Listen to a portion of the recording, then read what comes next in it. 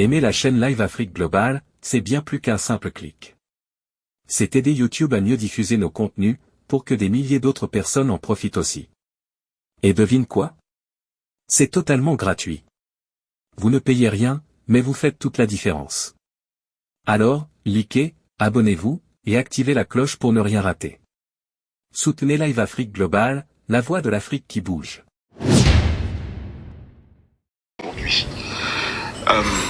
Désolé, veuillez me pardonner, légende, monsieur. Non, c'est pas grave. Tous ceux qui sont sur le panel. Mais c'est pas grave. Allez. Voilà. Donc, si vous le permettez, elle est notre invitée aujourd'hui et nous allons essayer d'échanger avec elle sur différents sujets et on va juste vous demander de patienter un moment. Nous avons prévu 2 heures d'échange à partir de 13 heures. Donc nous reprendrons tout le monde après pour pouvoir continuer cet échange sur le sujet que nous avons mis en place ce matin. Merci beaucoup à tous. Donc on reprend tout de suite. Voilà. Merci Djitrien. Voilà.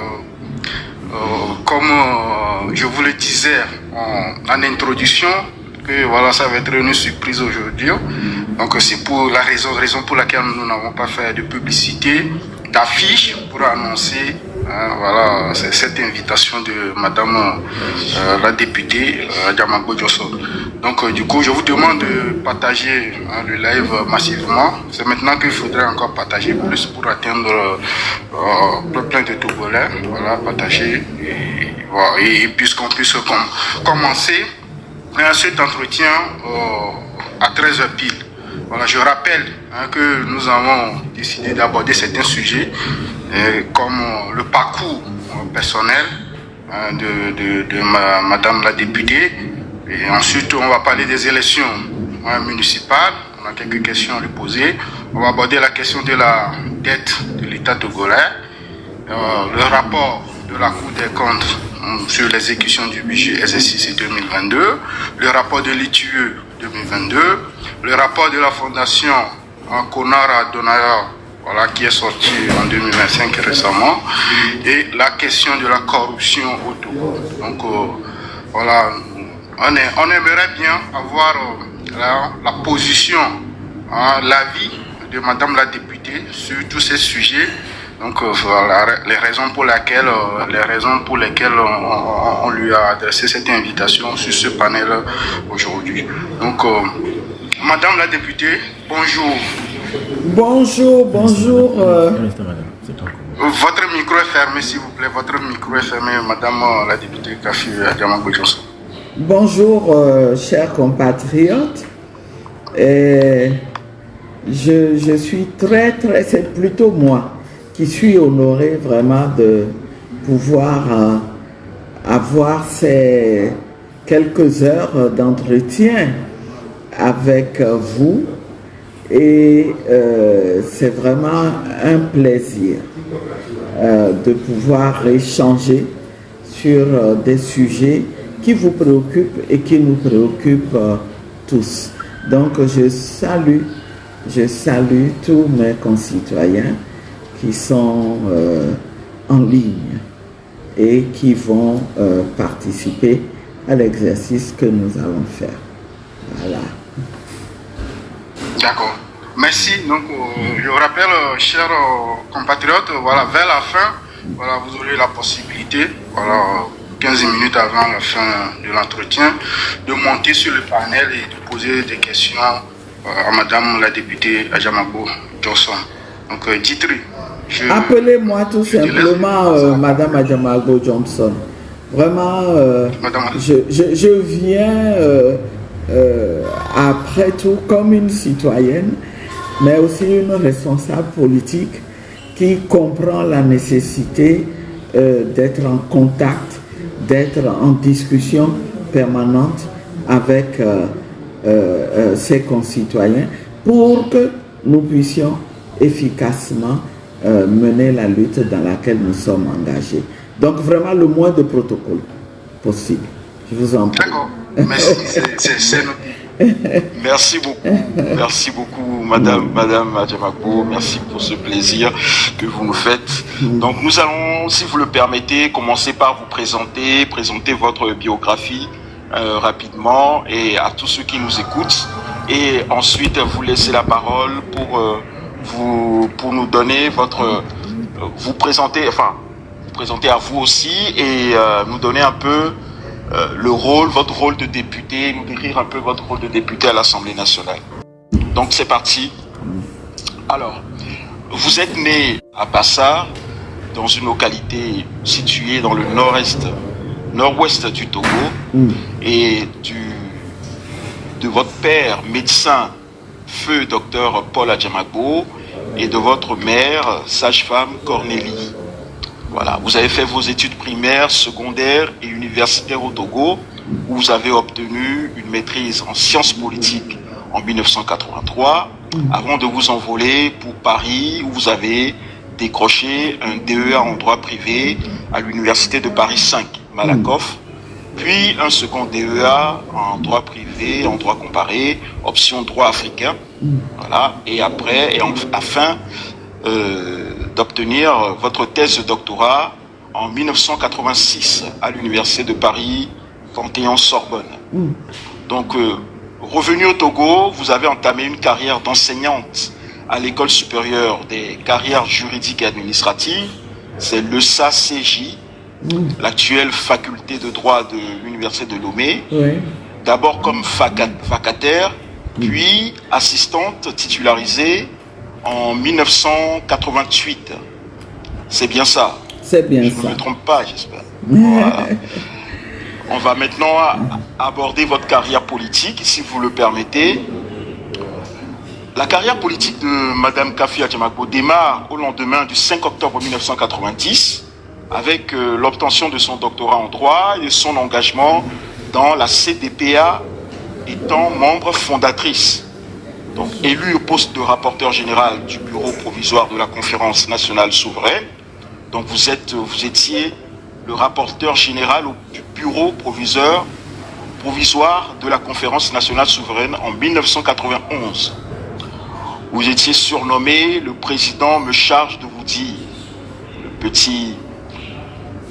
Et vous décrochez vite des postes très importants dans la politique. Vous avez siégé au Haut Conseil de la République, le Parlement de transition, avant d'être nommé ministre du Bien-être social, des droits de l'homme, de la solidarité nationale, dans le premier gouvernement de transition. Sorti du gouvernement, vous étiez, je pense, suite à des désaccords, sorti du gouvernement, et vous avez, créé vous-même des organisations, notamment l'organisation GF2D, Groupe d'action et de réflexion Femmes, démocratie et développement. Voilà, dont vous étiez la secrétaire générale jusqu'en 1997. Vous savez tout, hein? Vous savez pratiquement tout de moi. Mais c'est important de le dire pour que les gens sachent votre parcours et votre légitimité à pouvoir aborder certains sujets. Voilà, c'est surtout pour ça. En mars 2010, vous étiez la première femme candidate à l'élection présidentielle du Togo. Et en août 2012, depuis 2012, vous êtes la secrétaire générale de la Convention démocratique des peuples africains, un parti d'opposition. Et opposante, vous êtes la seule femme à être élue de la liste dynamique pour la majorité de l'Assemblée du peuple, la DMP, à l'Assemblée nationale aujourd'hui. Donc vous êtes depuis le mois de mai 2024 député DMP à l'Assemblée nationale et je rappelle que lors de ces élections législatives, il y a eu, je pense, 5 leaders d'opposition qui ont été élus et que vous êtes avec M. Goguet les seuls à siéger dans l'opposition, à siéger dans l'Assemblée nationale. si je ne me trompe pas. C'est ça. Voilà. Et on voudrait rappeler aussi que vous êtes une militante acharnée des droits de l'homme, des droits humains. Donc droits de l'homme avec un grand H. Parallèlement à la politique, vous avez milité pour la démocratie, les droits des hommes, des droits de la société civile, à savoir non-violence et démocratie. Wow. Voilà, et le collectif Association Féminine, CAF, qui a été à l'avant-garde de la lutte pour la démocratie aux côtés des partis politiques d'opposition.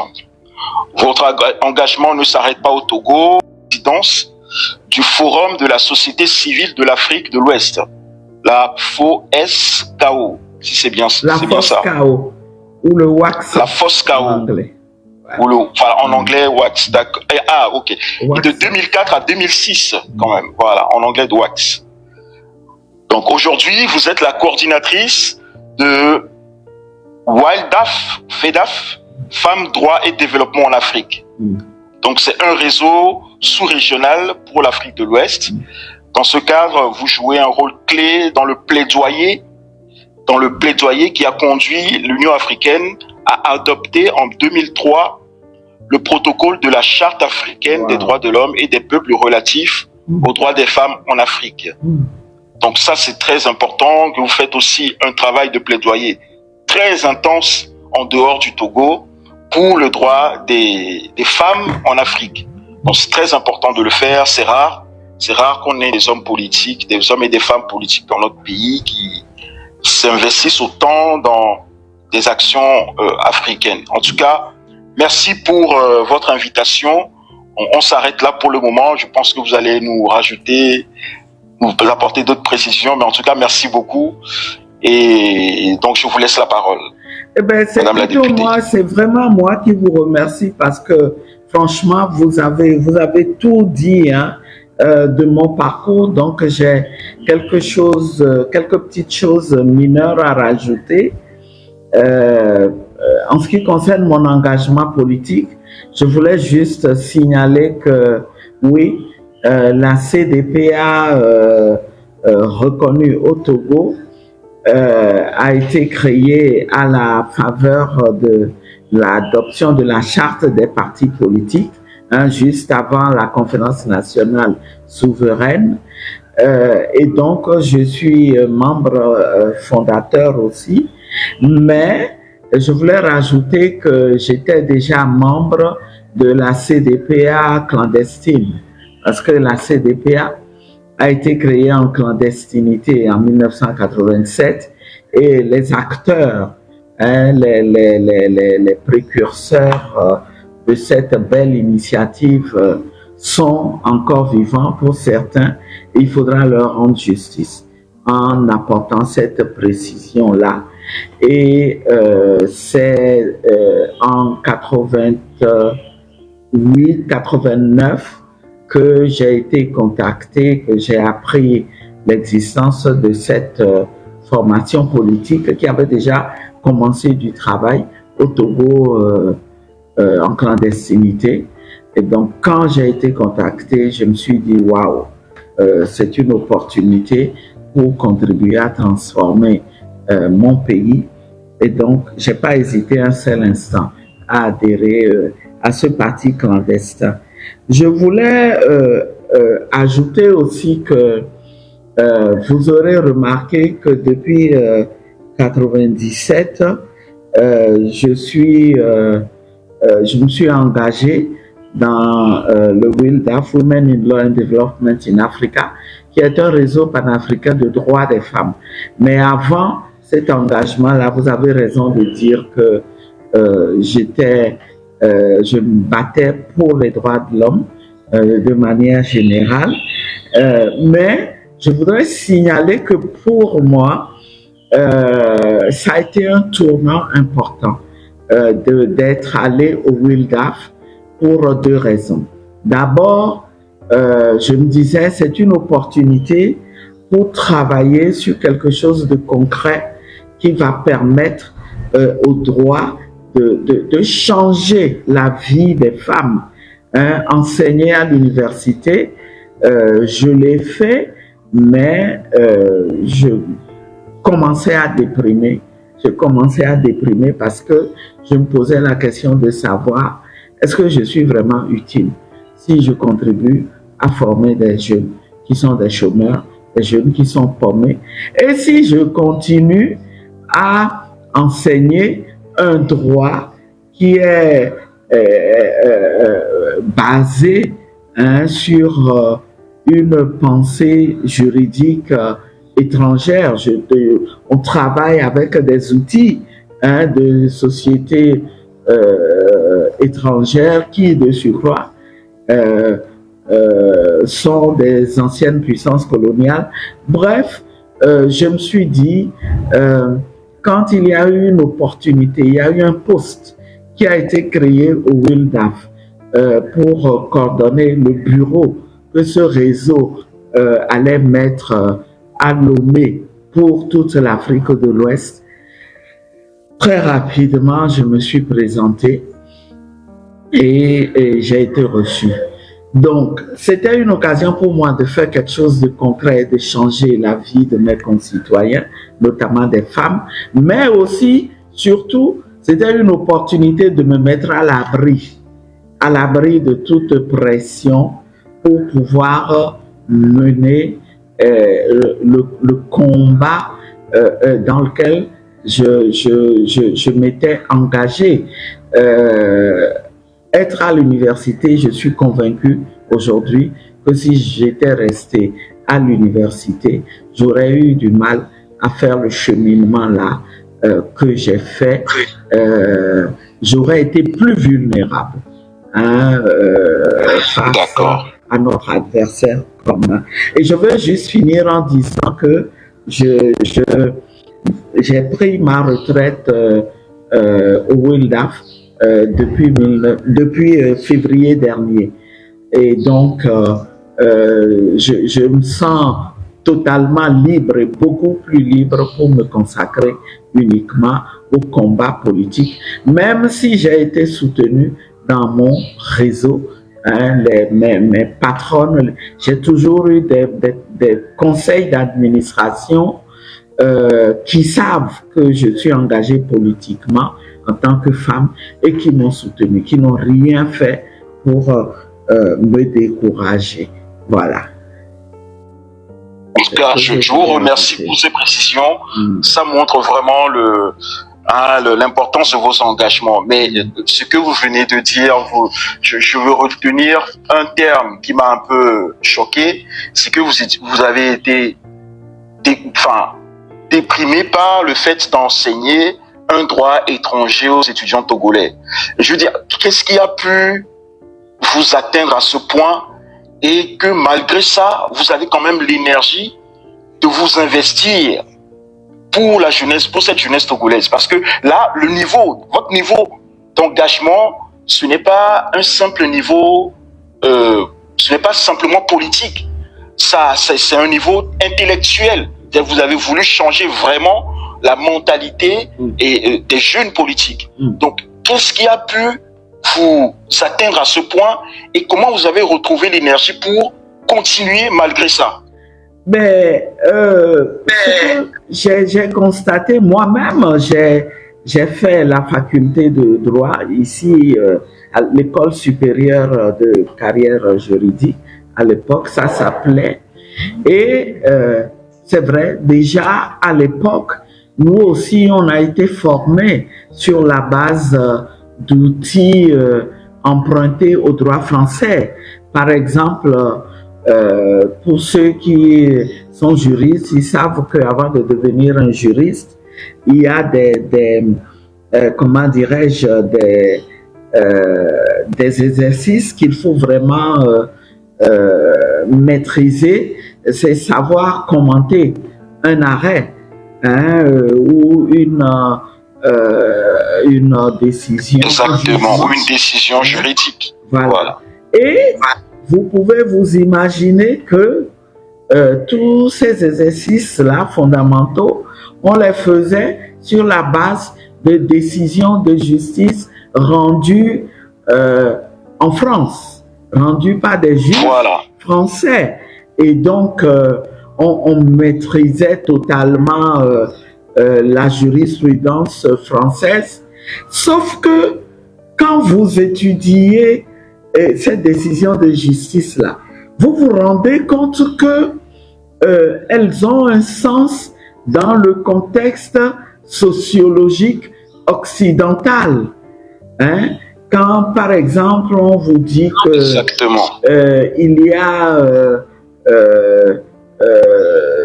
des dommages qui ont été causés par exemple par la cheminée. On vous parle de cheminée. Mais pour un Français né là-bas et vivant là-bas, mais il comprend ce que c'est qu'une cheminée.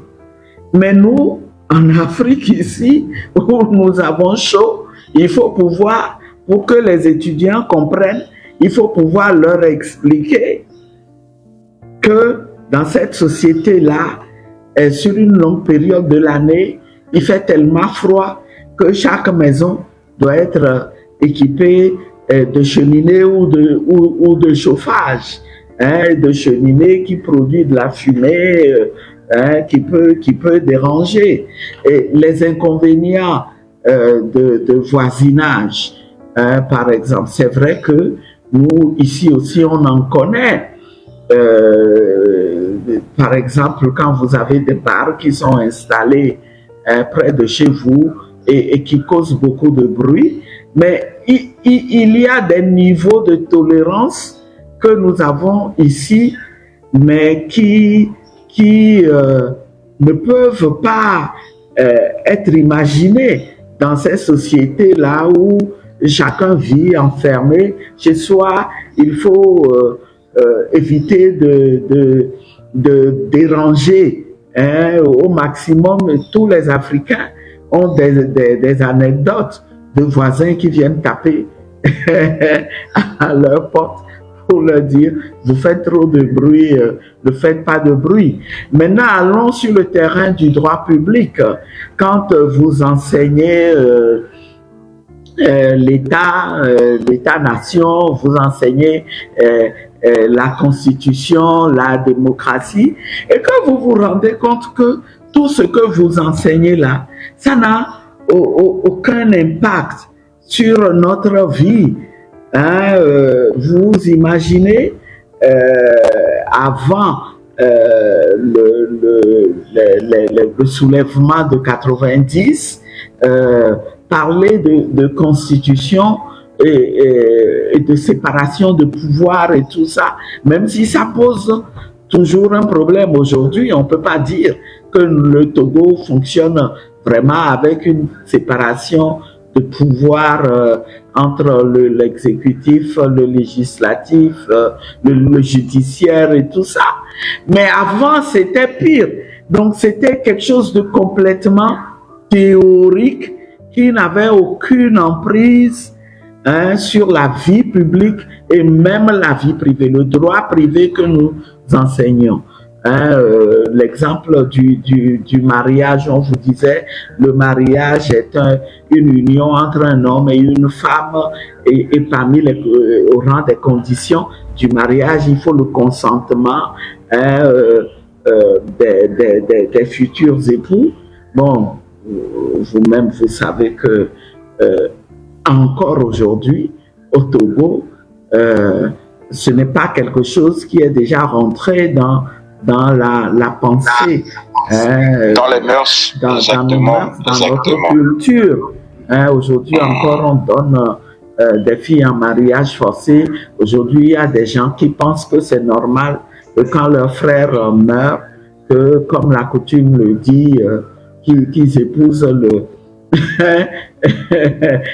la femme du frère défunt et tout ça.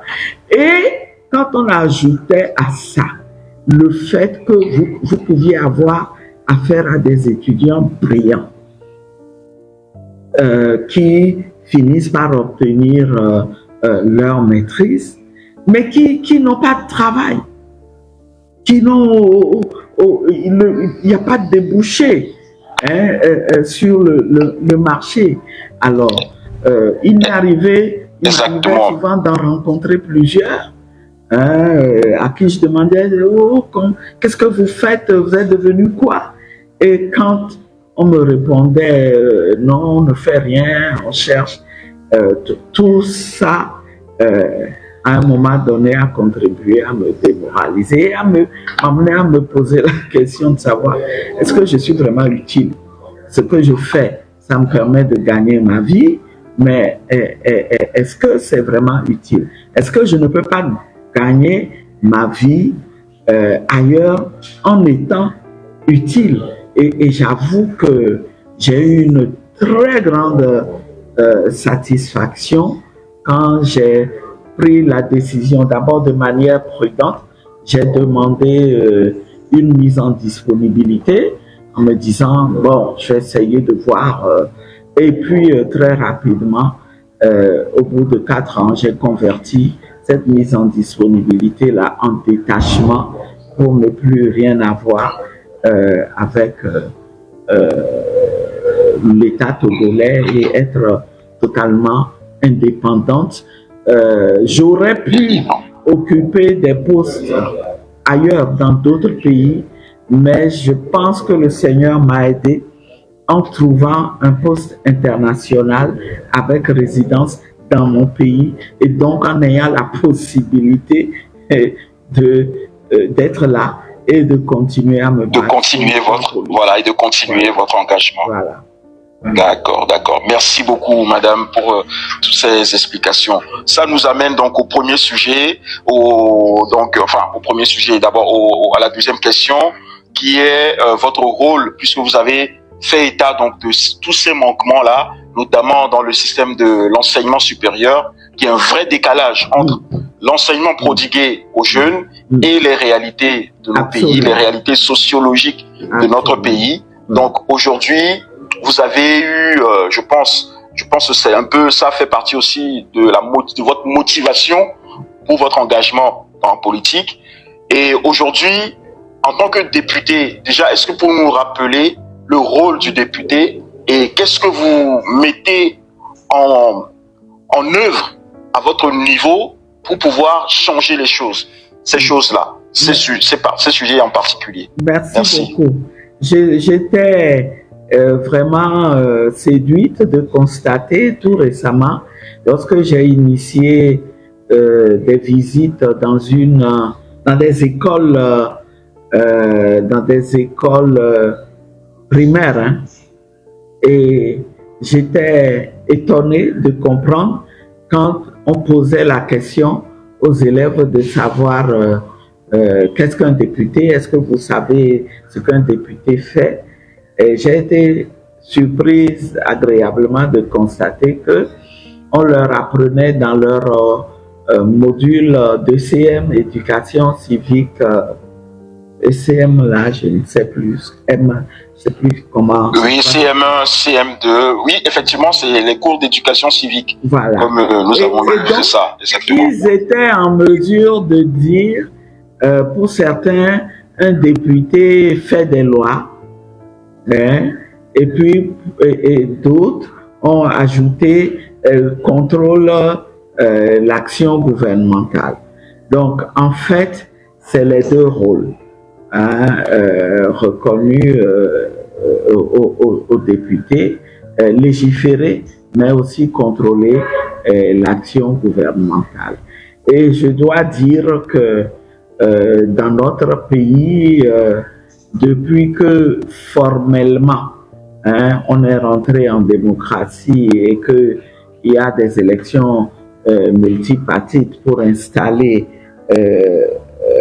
des assemblées nationales, je dois dire que le niveau de notre démocratie n'a pas permis jusqu'ici que les députés puissent donner le meilleur d'eux-mêmes. Et c'est souvent que les Togolais se posent la question de savoir à quoi ils servent vraiment. On demande aux députés de l'opposition qu'est-ce que vous avez pu faire adopter comme loi pour changer la situation des Togolais.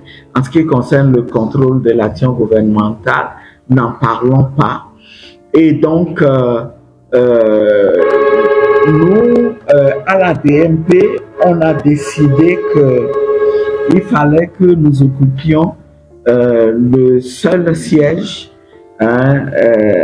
qui nous a été concédé, moi je dirais, parce que je dis toujours que je suis une rescapée. Et pour rigoler, quand on m'appelle député, je dis non, appelez-moi député. Mais on sait que c'est vraiment un défi, c'est un challenge que de pouvoir faire quelque chose dans les conditions dans lesquelles nous sommes à l'Assemblée. Mais nous avons dit, c'est un combat. Il ne faut pas fuir le combat là où il y a une opportunité pour combattre. Et en plus donc de ces rôles classiques qui sont ceux des députés, je pense que dans notre contexte de déficit démocratique, de résistance farouche du système dictatorial à la démocratisation du Togo, il faut occuper ce poste-là pour être d'abord le porte-parole de l'immensité des Togolais, parce que nous sommes une majorité écrasante de Togolais à vouloir être gouvernés autrement, à vouloir pour cela en finir avec ce régime. Donc il faut être le porte-parole, même si nous sommes une minorité artificielle. Et je peux vous dire que d'ailleurs la dernière fois, je l'ai rappelé à l'Assemblée, où à l'occasion de l'adoption d'un rapport d'une séance de l'Assemblée, une séance au cours de laquelle nous avons, comme d'habitude, émis des avis divergents, des avis qui reflètent ce que les Togolais pensent. Eh bien, on s'est permis de nous présenter à adopter un rapport qui, je vous assure, quand vous le lisez, donnerait l'impression que on se trouve vraiment à une autre époque où tout le monde regarde dans la même direction, où il n'y a pas d'avis divergents. Alors, mon sang n'a fait qu'un tour et j'ai pris la parole pour dire, attention, vous nous avez réduit artificiellement à une minorité au sein de cette assemblée. Mais nous n'accepterons pas que vous puissiez nous réduire au silence. Et ce n'est pas normal que dans les rapports que vous nous demandez d'adopter, que les avis divergents de l'opposition ne soient pas reflétés. Et je leur ai dit, je n'adopterai pas ce rapport. Et nous souhaitons que les choses se passent autrement, parce que c'est des archives qui vont rester pour l'histoire. Normalement, dans un pays normal, une démocratie normale, ces débats-là, au cours des séances de l'Assemblée nationale, auraient dû être transmis directement pour que les populations sachent ce que ceux qui sont censés les représenter vont dire et ce qu'ils font là-bas. Mais justement, parce qu'on ne veut pas jouer la transparence, on a peur que ça éveille la conscience des Togolais, que ça les réveille, eh bien, on refuse d'aménager la possibilité de transmettre les débats en direct. Et si vous avez suivi Guy-Marie Sagna, c'est cette habitude-là antidémocratique que le Togo arrive à imposer, est arrivé à imposer dans le Parlement de la CEDEAO, puisque Guy Marius nous informait de ce que ils ont décidé là-bas aussi de ne plus faire fonctionner la télévision de la CEDEAO à travers laquelle on pouvait être informé des débats à l'interne. Donc, on est dans un contexte où, même si c'est difficile, il faut se battre pour que la parole et la volonté du peuple soient écoutées, qu'on le leur rappelle à chaque fois. Il faut dénoncer et il faut être témoin de ce qui se passe pour venir rendre compte au peuple en dehors de cette assemblée pour que le peuple prenne ses responsabilités en toute connaissance de cause. C'est lui le souverain. La souveraineté revient au peuple. Et ceux qui pensent, parce qu'ils se sont emparés par la force de cette souveraineté-là, ceux qui ont tendance à oublier qu'ils ne sont pas les souverains, eh bien, ils se trompent et ils risquent d'avoir des déconvenues un de ces jours. Donc, voilà un peu comment nous envisageons le rôle de député dans ce contexte-là de déficit démocratique. Et je peux vous dire que de manière concrète, donc à l'occasion de tous les débats, j'ai exprimé des positions qui sont celles du peuple et que il y a, on n'a pas eu le temps jusqu'ici, mais je viens de déposer des interpellations pour des membres du gouvernement au sujet de préoccupations des Togolais dans le domaine des infrastructures routières, des infrastructures urbaines, mais aussi dans le domaine de la santé, où vous savez, les Togolais peinent encore à se faire soigner et les conditions sont loin d'être réunies pour que nous puissions jouir de notre droit à nous soigner. Je suis également en lien avec un groupe d'organisations de la société civile engagé dans un processus de plaidoyer et il est question que nous voyons à partir de la semaine prochaine comment nous organiser pour proposer faire une proposition de loi. Voilà. Mais permettez-moi de ne pas donner plus de précision. D'accord, intéressant. Très intéressant. Et justement, moi, j'ai lu un communiqué de la DMP qui date de 6 avril, ce fera de ma part, où j'ai compris que vous avez décidé de poursuivre 2 lièvres à la fois, c'est-à-dire aller aux élections municipales et en même temps combattre le coup d'État constitutionnel. Moi, ma question elle est simple. La CENI et la Cour constitutionnelle peuvent-elles être considérées comme indépendantes, impartiales et objectives dans leurs décisions? La réponse est non dans l'état actuel des choses. Mais maintenant, j'imagine la question que vous êtes en train de nous poser, c'est de savoir que faites-vous alors? Que comptez-vous faire? Pour ce qui concerne la CENI, c'est un sujet que nous avons posé, c'est une anomalie que nous avons dénoncée depuis que la DMP a été créée en avril 2003.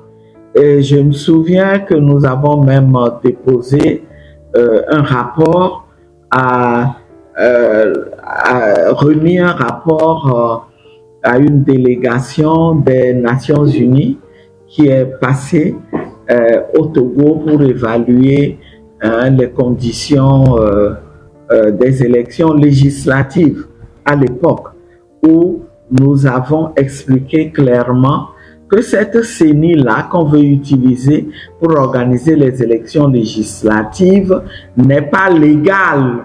Elle aurait dû être recomposée depuis, parce que les gens ont prêté serment pour servir pendant 1 an. Et nous avons naturellement mis les doigts sur d'autres anomalies, notamment la composition de la Cour constitutionnelle qui à l'époque n'était pas complète. Moi, je vous dirais tout simplement,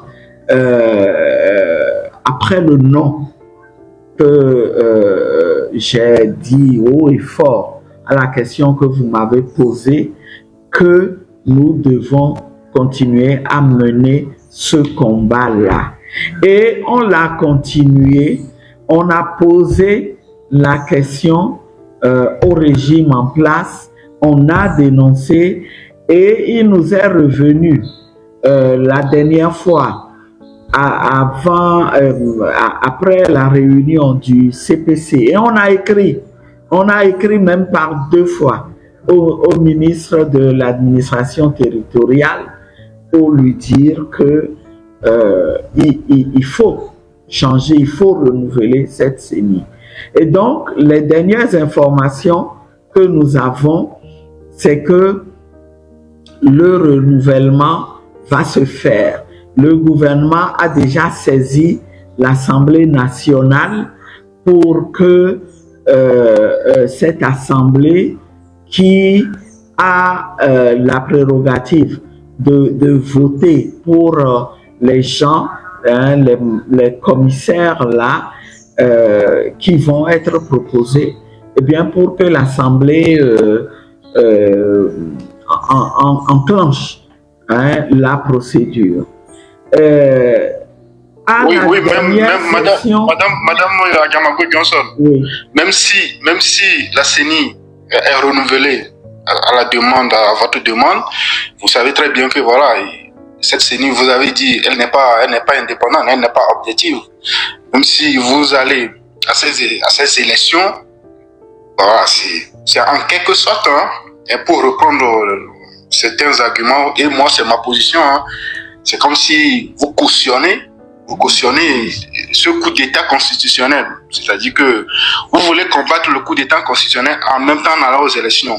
Mais ça serait plutôt bien de concentrer votre énergie sur une seule lutte, c'est-à-dire faire échec à ce coup d'État constitutionnel. Je respecte votre avis, mais je voudrais vous exhorter et exhorter aussi les autres concitoyens. Je sais que, par exemple, dans Milaoué, vous êtes nombreux à avoir cette position-là. Mais je voudrais vous exhorter à voir les choses, les problèmes dans toute leur complexité et à envisager aussi des stratégies de lutte qui soient complexes. Ce que vous dites là, je suis d'accord avec vous dans la mesure où vous vous appuyez sur le fait que les institutions qui vont organiser les élections ne sont pas indépendantes. Oui, mais il faut se battre aussi pour minimiser les risques liés à la non-indépendance de cette CENI. Et comment on va pouvoir le faire? C'est en mettant comme membre de la CENI, puisque nous nous sommes nichés, heureusement, même si on a réduit l'opposition lors de la dernière élection législative, l'opposition parlementaire, on l'a réduite à 5 partis, non, 4 parties, que déjà 4 parties. On peut, selon les règles du jeu, on peut occuper le quota de la CENI qui est réservé à l'opposition parlementaire et ensuite nous organiser pour que les amis de l'opposition extra-parlementaire occupent aussi leur quota en envoyant se battre pour que ce soit véritablement des gens de l'opposition et s'approcher un peu d'une parité qui va contribuer à l'indépendance de la CENI. Il faut y aller comme dans un combat et il faut envisager que le problème étant complexe, les stratégies aussi doivent être complexes. Il faut que les stratégies se complètent. Moi, je suis tout à fait, je vous comprends. Et je voudrais même dire, j'ai été impressionné parce que j'ai suivi ce matin déjà à partir d'une certaine heure les débats que vous avez eus dans Milaway et je me suis dit, mon Dieu, mes compatriotes, en tout cas certains de mes compatriotes, sont arrivés à un niveau d'indignation qui est louable et d'une indignation qui peut être fécondée, qui doit être féconde. Parce que moi, ça m'a vraiment fait plaisir parce que je suis de ceux qui ont toujours dit, en m'appuyant sur l'ouvrage, le célèbre ouvrage de Stéphane Hessel, indignez-vous. Je suis de ces responsables politiques qui ont plus d'une fois appelé les Togolais à s'indigner. Parce que l'indignation, c'est elle qui précède l'action. Et donc, j'admire le niveau d'indignation que j'ai relevé dans les débats à Milaway, mais il nous reste tout simplement à trouver un consensus et à bâtir des stratégies multiples qui convergent vers l'objectif final que nous avons tous, qui est de faire partir ce régime, de libérer notre pays, le Togo, d'un régime dictatorial. C'est sur ce plan que je dirais que je suis d'accord avec vous quand vous dites qu'il faut concentrer l'énergie sur le combat contre la 5e République. Ça aurait pu être la 6e, la 7e ou même la 3e. Peu importe, c'est le contenu de cette 5e République qui veut instaurer une monarchie, maintenir les mêmes au pouvoir et donc empêcher que demain les Togolais qu'arrive un jour où les Togolais puissent bien se soigner, bien manger, que nos jeunes aient un emploi. C'est ça que nous combattons. Et j'ai entendu quelqu'un dire tout à l'heure, on veut le retour de la 4e République. Est-ce que c'est ça qui va donner des emplois aux jeunes? Tout. Et je dis, la personne a raison.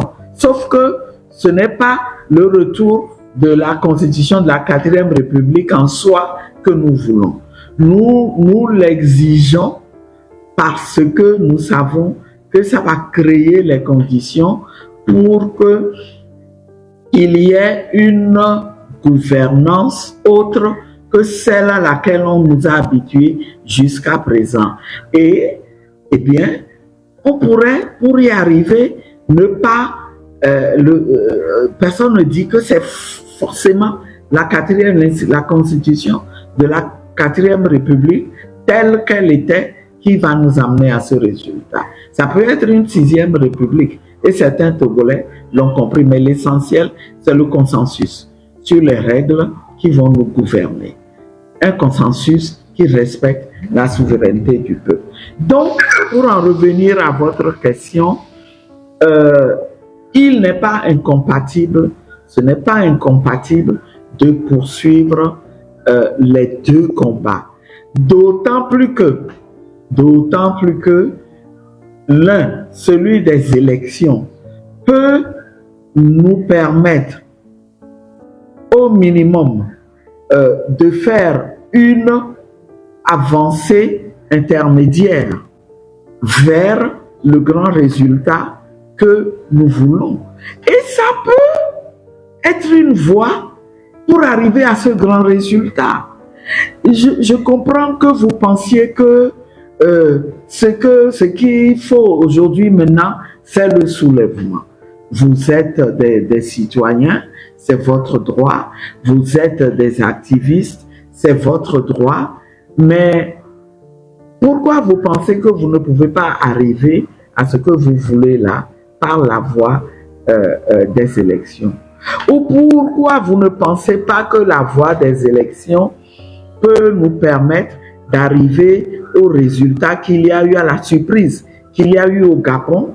Ou pourquoi ça ne peut pas nous permettre d'arriver à la situation de la Turquie où un opposant qui arrive à conquérir une mairie, et cette mairie centrale l'utilise comme bastion pour la lutte pour le changement de régime, et la preuve arrive maintenant parce qu'on l'a arrêté à faire en sorte que la population se mobilise et soit dans la rue depuis quelque temps. Donc, madame, ça ne peut pas nous permettre d'arriver à la situation de Sonko qui était tout seul au Parlement. Madame Adjango, si je vous comprends très bien, vous croyez que vous pouvez arriver aux élections avec ce régime dictatorial. Vous nous confirmez? Que quoi? Que je crois aux élections? Vous nous confirmez que vous pouvez arriver au sommet de l'État, c'est-à-dire par l'alternance, au sommet de l'État devenant la première femme présidente du Togo, par les élections, avec ce régime dictatorial? Je n'ai jamais dit ça, chers compatriotes. Mais je dis que ça peut être aussi une occasion pour combattre. Et la fin, nul ne peut dire, on n'est pas dans le domaine des sciences exactes, où on peut dire, voilà ce résultat qui est prévisible à tous les coups. À tous les coups, on arrivera à ce résultat. Non, personne ne peut le dire. Tout comme vous êtes d'accord avec moi, la probabilité du soulèvement est aléatoire, au moins en ce qui concerne le moment précis, en ce qui concerne l'opportunité. Il faut peut-être travailler, il faut sensibiliser les populations comme vous êtes en train de le faire, mais avouez que vous n'êtes pas maître de la manière dont ça va arriver. Et nous ne le sommes pas non plus. Donc, tout ce que nous avons à notre portée comme arme, utilisons ça. On m'a posé la question un jour, je ne sais plus où, de savoir, mais si jamais le peuple était dans la rue, se soulevait, qu'est-ce que vous allez faire? Mais bien sûr que je fais partie de ce peuple, je ferai corps avec ce peuple, je soutiendrai sa lutte si ça arrive. Et quand j'explique les choses, quand je discute avec mes compatriotes, c'est pour arriver au niveau de prise de conscience et de compréhension des choses qui lui permettent de prendre ses responsabilités. Je suis tout à fait d'accord et conscient de ce que les politiques, les stratégies politiques, les stratégies des partis politiques, toutes seules ont atteint leurs limites et ne peuvent pas faire l'affaire. Voilà. D'accord. Et que comptez-vous faire pour pouvoir empêcher ce coup d'État constitutionnel, puisque Fonyasi va être intronisé en mai, dans un mois, Ouais. Et la DMP, avec tout le collectif, vous avez eu à signer une déclaration commune. Que comptez-vous faire pour empêcher justement cette intronisation? Parce que moi, je rappelle que déjà en janvier 80, le père Feu Yadema avait fait la même chose, voilà, en proclamant la Troisième République pour consolider son pouvoir, et c'est ce que fait le fils également. Alors, que comptez-vous faire? Ce que je compte faire, c'est ce que vous êtes déjà en train de faire. D'abord, il faut être clair. Les chefs des partis politiques ne peuvent pas tout seuls empêcher ce régime-là de foncer vers la mise en place de sa 5e République. Vous avez bien entendu, j'ai dit sa 5e République, parce que ce n'est pas la 5e République du peuple. Et par conséquent, nous sommes conscients de ce que c'est le peuple. Je ne veux même pas dire que c'est avec le soutien du peuple, mais c'est le peuple lui-même qui devra prendre ses responsabilités. Maintenant, pour que le peuple prenne ses responsabilités, eh bien, nous devons le conscientiser, le sensibiliser au maximum. Et c'est ce que je fais. Quand je suis à l'Assemblée, que je donne des informations sur comment les choses se passent, je contribue à renforcer sa conviction que nous avons en face de nous des gens indécrottables qui ne peuvent pas faire la démocratie, qui n'ont pas cette capacité-là à faire la démocratie. Et donc, je contribue à créer les conditions pour qu'ils agissent. Maintenant, si vous me demandez, est-ce que vous allez contribuer à élire le président de la République fantoche, le prochain président de la République fantoche, ma réponse, je pense que vous la connaissez d'avance. Elle est très claire. C'est non. C'est non. Si vous me demandez, est-ce que vous allez être dans l'Assemblée et puis écouter tranquillement qu'on vienne vous lire la lettre par laquelle UNIR informe l'Assemblée, comme il est dit dans cette constitution de la 5e République là, que c'est leur président qui sera qui est choisi comme étant président du Conseil des ministres sans que je ne puisse rien faire. Ma réponse est non. Pour le reste, permettez-moi, pour des raisons d'efficacité, de ne pas vous dire qu'est-ce que je vais faire précisément. Mais j'espère bien sûr, madame. Vous n'allez pas révéler. Le peuple aussi prendra ses responsabilités le jour-là, voilà, pour qu'il ne soit pas dit dans le monde entier que les Togolais ont croisé les mains et ont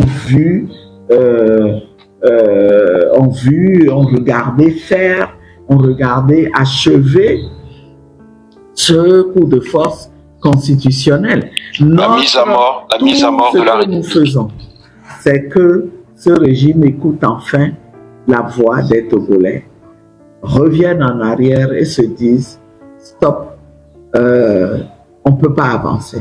On ne peut pas avancer parce que le peuple souverain là, au-dessus duquel nous ne sommes pas, ne veut pas ça. Personne n'est au-dessus du peuple. Personne n'est au-dessus. D'accord. Surtout pas madame. un régime D'accord, madame que la le députée. peuple conteste. Merci beaucoup, madame. Ce n'est pas de l'opportunisme, moi, je voudrais... parce que j'ai lu, j'essaye de lire les commentaires. Non, mais ne vous concentrez pas trop. On va relayer les questions dans les commentaires. C'est de la stratégie politique. Ce n'est pas de l'opportunisme. D'accord. Bon. Voilà.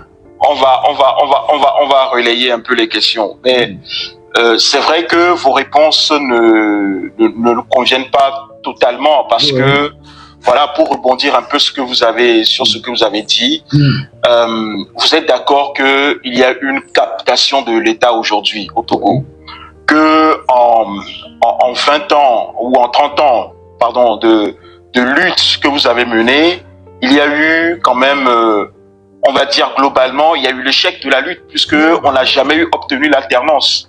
Puisque au départ, c'est l'alternance, le but initial de la lutte, dès 90 déjà. Donc que depuis 35 ans, on n'a pas eu cette alternance-là. Au contraire, on voit, comment dire, l'état de droit qui s'érode de plus en plus. Au point où aujourd'hui, il y a des groupes de personnes qui se sont rassemblés pour modifier, pour changer la Constitution, pour nous faire passer d'une république à une autre, et personne n'a bougé. Au point où nous avons, comment dire, des privatisations frauduleuses de sociétés publiques et personne ne bouge. Quand je dis personne, j'inclus aussi bien les partis politiques et leurs leaders, j'inclus les sociétés civiles, mais également le peuple en tant qu'entité. Nous avons eu une érosion de l'état de droit à tel point qu'on arrête, on emprisonne des personnes, et vous y compris, on vous a même arrêté vous-même. On agresse des politiques, on arrête des gens pour des délits d'opinion. Des gens sont gardés, vous êtes juriste, et des gens sont gardés en préventive depuis des années, c'est-à-dire même sans avoir été jugés.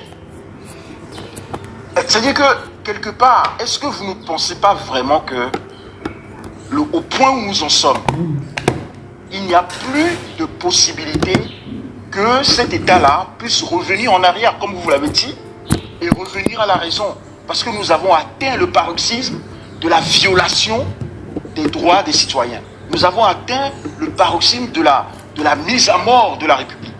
Aujourd'hui, au Togo, nous reconnaissons tous qu'il n'y a plus de République en tant que telle, qu'il n'y a plus de République. Donc, moi, la question que je voudrais vous poser pour finir avec ça, c'est que quel consensus vous voulez trouver aujourd'hui en tant que politicien avec d'autres partis politiques?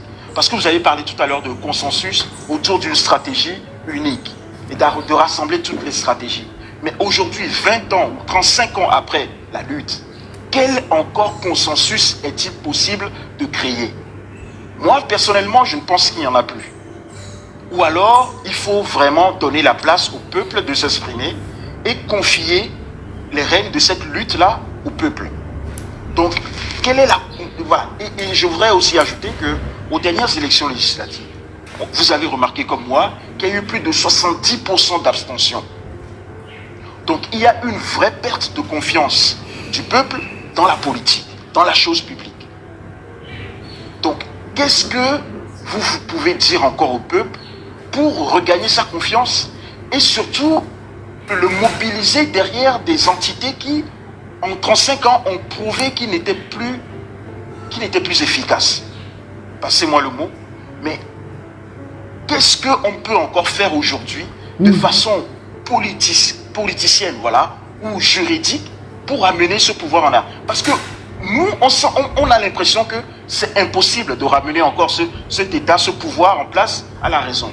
Et que la seule solution aujourd'hui, c'est un soulèvement du peuple. Maintenant, on comprend que vous, en tant que responsable politique, c'est les tests qui le disent. Ce n'est pas Djitri ou Milawe qui le disent, mais les tests vous interdisent à vous d'appeler à la révolution. On le sait.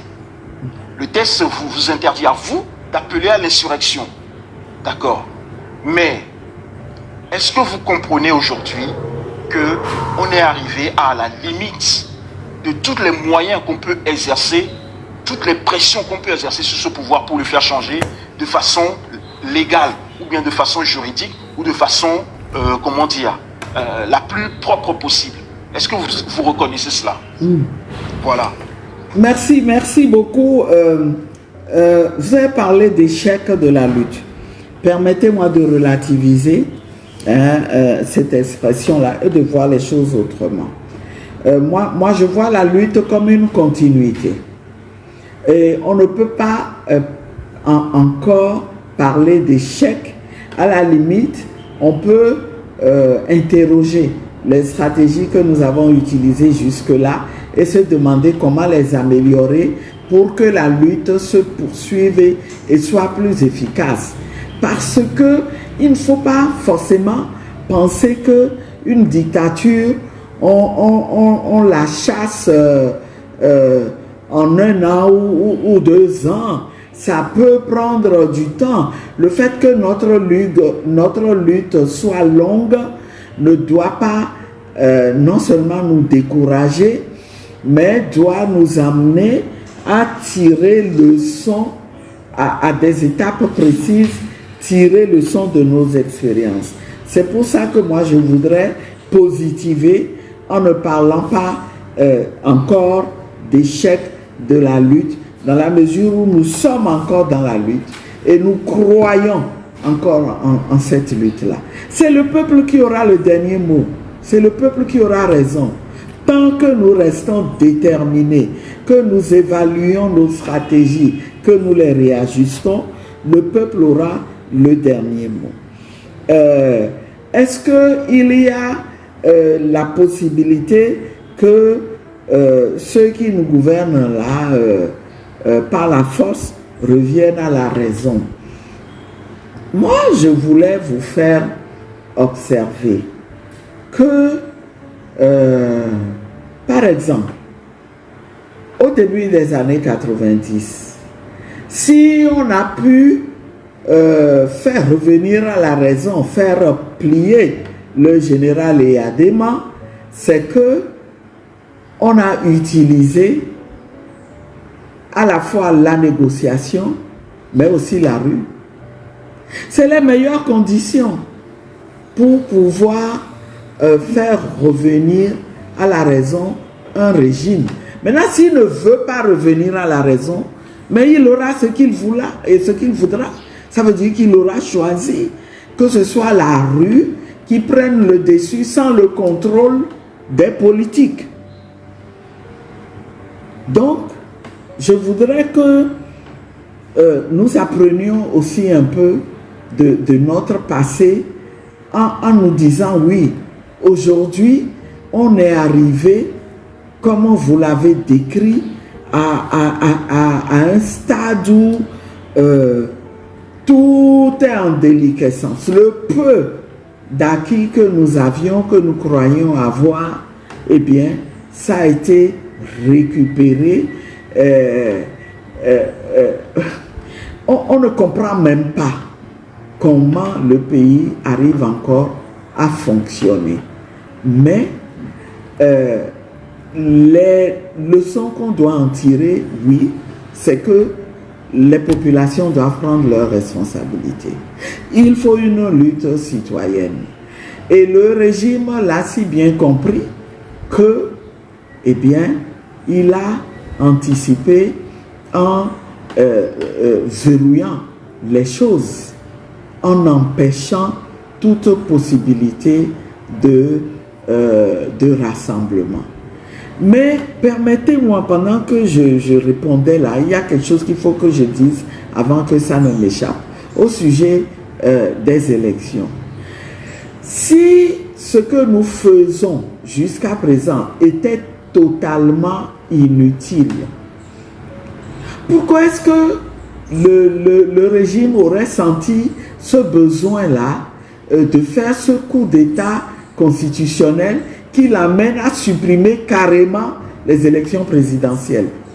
C'est parce qu'il sait que les dernières élections présidentielles ont failli lui porter un coup fatal en 2020. Et nous avons résisté. Et la contestation à partir de maintenant, la manière dont nous avons résisté jusqu'à maintenant au dernier coup électoral a affaibli ce régime. Quoi qu'on dise, tout le monde sait aujourd'hui qu'il n'a aucune légitimité, qu'il est là, il s'est maintenu par la force, il n'a pas gagné les élections. Au point où il se dit, ça va être difficile de refaire le même coup. Et c'est ce qui a expliqué qu'il est pensé de manière simpliste, qu'il suffit de supprimer l'élection du président de la République par les Togolais. C'est aussi ça qui lui a fait penser que le référendum qui est prévu dans la Constitution pour pouvoir opérer le changement qu'ils veulent faire sur l'élection et qui touche à l'élection du président de la République, eh bien, c'est aussi ça, c'est cette peur-là qui les a amenés à dire on ne fera pas de référendum. Maintenant, c'est à nous d'en tirer la leçon pour dire ce que vous ne vouliez pas. La résistance du peuple, on va la construire. Mais construire la résistance du peuple ne peut de grâce pas amener à avoir une position de principe qui dit les élections, on laisse de côté. Dans la mesure où ça peut nous offrir des opportunités aussi pour une résistance plus forte. Ça peut nous offrir des positions que nous utilisons comme des bastions du combat que nous menons. Maintenant, pour la question du consensus politique, j'ai parlé de consensus qu'on peut remplacer par un nouveau contrat social au terme de notre lutte, parce que de toute façon, il faut en arriver à ça. Il y avait un contrat social au terme de la lutte, madame. Au terme de la lutte. J'ai parlé de donc ça aussi. Voilà. Donc le ça, consensus c'est entre tous les Togolais. n'est plus possible. Voilà. Donc vous reconnaissez que le consensus à l'heure actuelle entre les politiciens de tous bords n'est plus non, possible. Voilà. Le consensus qu'on peut essayer de bâtir aussi, c'est un consensus uniquement entre les forces du changement pour nous mettre d'accord sur les stratégies à utiliser. Maintenant, si en maniant la force du peuple et en même temps la discussion avec le régime, eh bien, ça peut nous conduire comme on l'a fait au début des années 90 à signer un accord et à tirer des leçons de ce qui n'avait pas marché pour que cette fois-ci, cet accord-là marche. Moi, je ne l'exclus pas totalement. Okay, maintenant, à part ça, il y a le fait où si ça ne marche pas, eh bien, ça veut dire que le régime aura choisi que ce soit la rue qui le chasse. D'accord, madame. Et ce ne sera pas nous. J'entends un peu votre raisonnement. J'entends votre raisonnement. C'est-à-dire que c'est un peu la stratégie pas du moins pire, mais c'est la stratégie d'essayer de faire en sorte que on essaie encore une dernière fois, et cette fois-ci, si ça ne marche pas, ben, ça sera comment ça s'appelle? Ce sera la foudre va se déchaîner contre ce régime. Oui, mais faisons en sorte que ça se déchaîne. Si ça ne marche pas aussitôt après, faisons en sorte que ça se déchaîne. D'accord, donc, mais ça c'est votre position. Mais est-ce que vous comprenez aussi certains, beaucoup de nos compatriotes qui sont en train de se dire que on n'a plus besoin de passer par cette étape-là pour que ça se déchaîne? Est-ce que vous comprenez ça? Je les comprends tout à fait. Je les comprends tout à fait. C'est pour ça que je pense que c'est important que nous dialoguions pour nous entendre sur quelque chose, sur comment articuler les différentes stratégies de lutte qui s'offrent à nous, en ayant conscience des faiblesses et des avantages des unes et des autres. C'est important que nous parlions. Et c'est l'intérêt que je trouve, le très grand intérêt, et la motivation personnelle que j'ai à discuter avec vous aujourd'hui. Parce que je considère, et je l'ai dit, vous avez atteint un niveau de prise de conscience qui fait de vous des éclaireurs. et qui vous impute une certaine responsabilité pour que nous gagnions la lutte collective. Et cette responsabilité-là, c'est de voir, ça devrait nous amener aussi à nous interroger sur les 70% d'abstention aux dernières législatives là. Oui, comment on en est arrivé à ça? Parce que la plupart des Togolais sentent confusément des choses. Mais est-ce qu'on les a aidés à construire de manière logique et réfléchie ce qu'ils ressentent? Est-ce qu'on ne pouvait pas utiliser autrement les 70% d'abstention là pour faire en sorte que, à l'occasion de ces élections législatives passées, qu'on puisse se débarrasser définitivement de ce régime comme nous le souhaitons? C'est là où nous devons nous parler et continuer à nous parler jusqu'à ce que nous arrivions à quelque chose qui permette à chacun de jouer sa partition, de faire sa part. D'accord, madame. Mais vous comprenez aussi que certains de nos compatriotes, beaucoup de nos compatriotes nous disent que, en termes de dialogue, il y a eu plusieurs dialogues avec ce pouvoir qui n'ont pas été fructueux, qui n'ont pas porté leurs fruits. D'accord?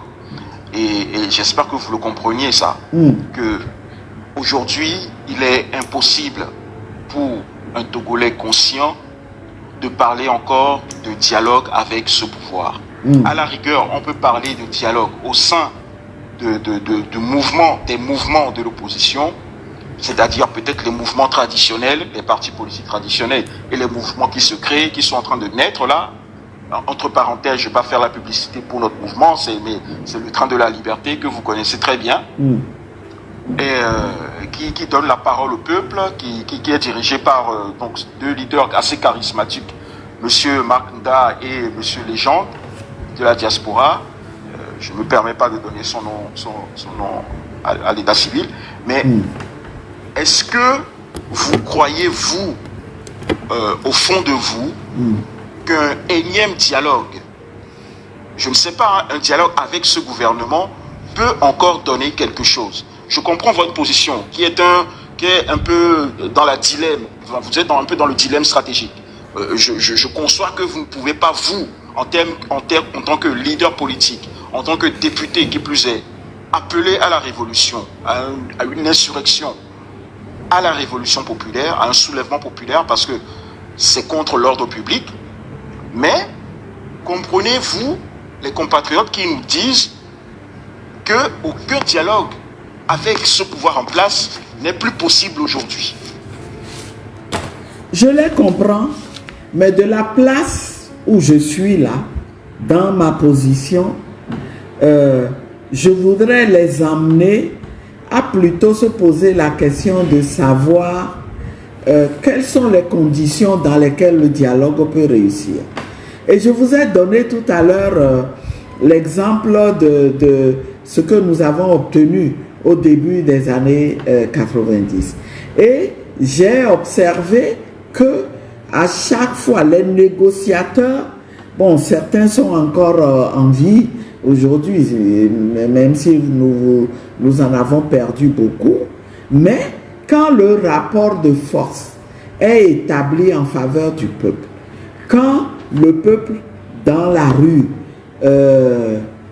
arrive à s'imposer au point où il fait plier l'adversaire commun, eh bien, l'une des leçons qu'il faut tirer aussi, c'est que il ne faut pas que cette pression baisse jusqu'à ce que on ait obtenu ce qu'on veut pour que, eh bien, le changement que le peuple souhaite puisse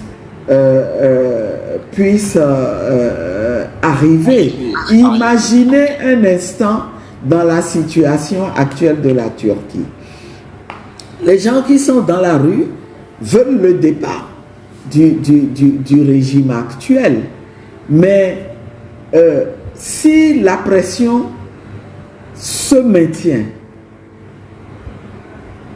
on peut penser que il puisse arriver un moment où le régime est compris et a besoin de négocier, ne serait-ce que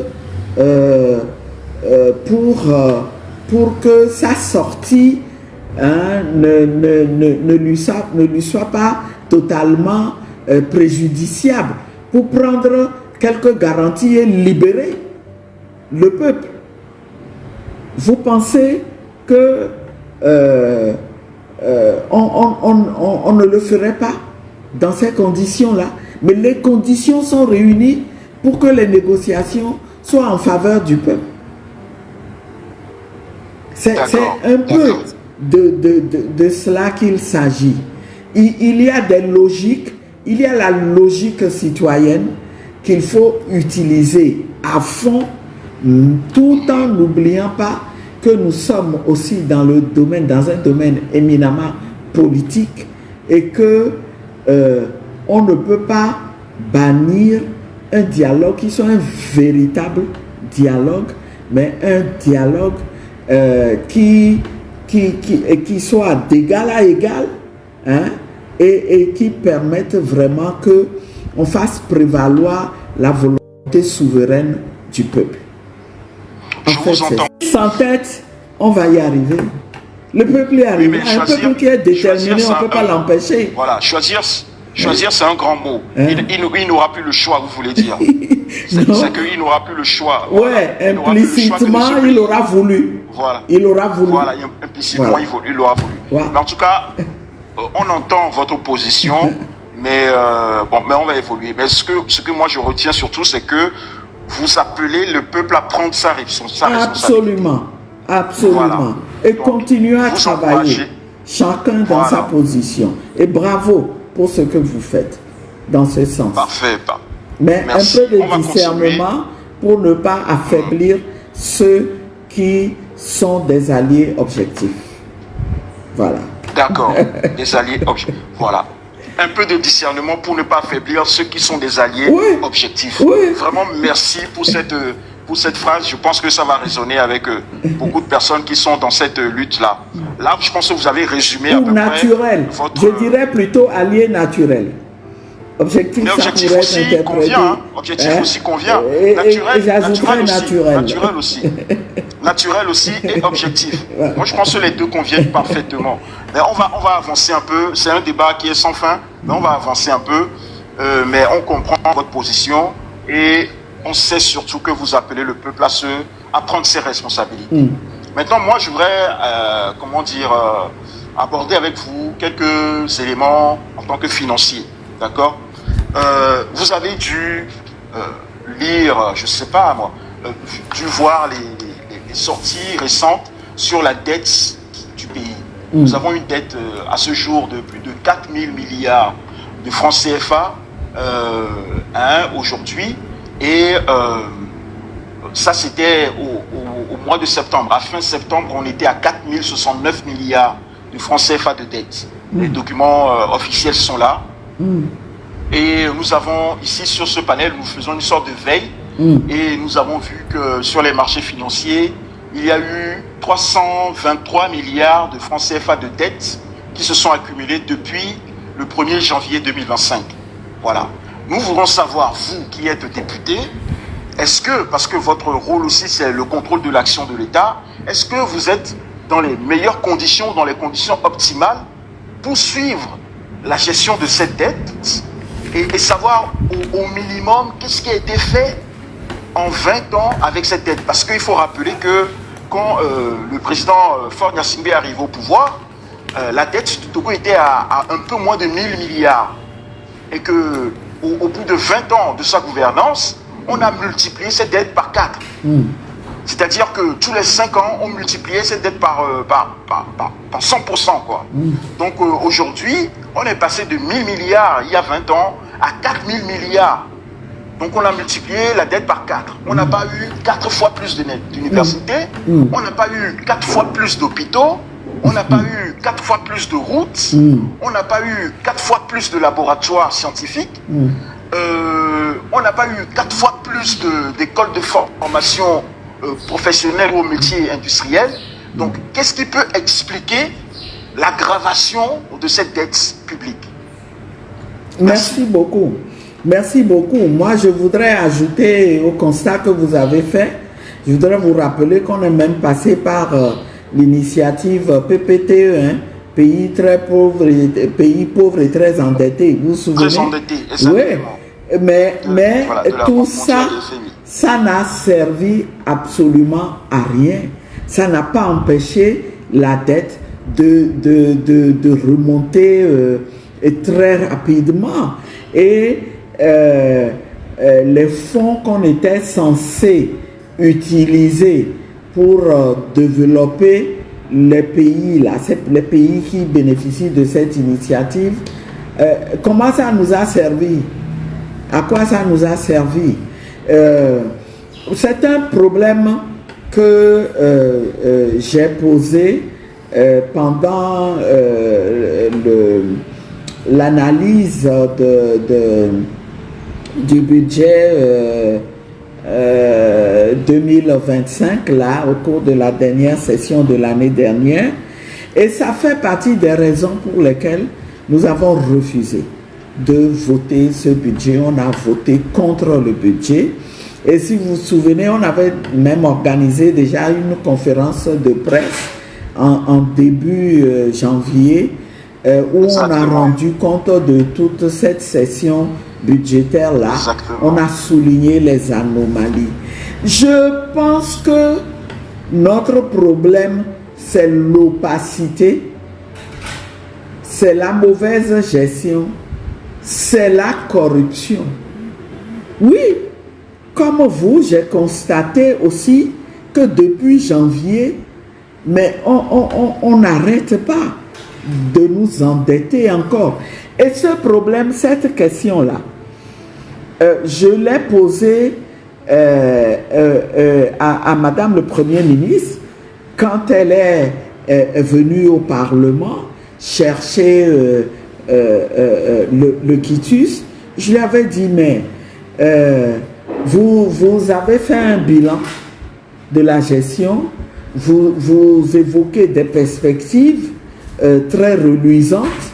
À vous entendre, c'est la même chose, hein? Parce que quand vous les entendez parler, vous avez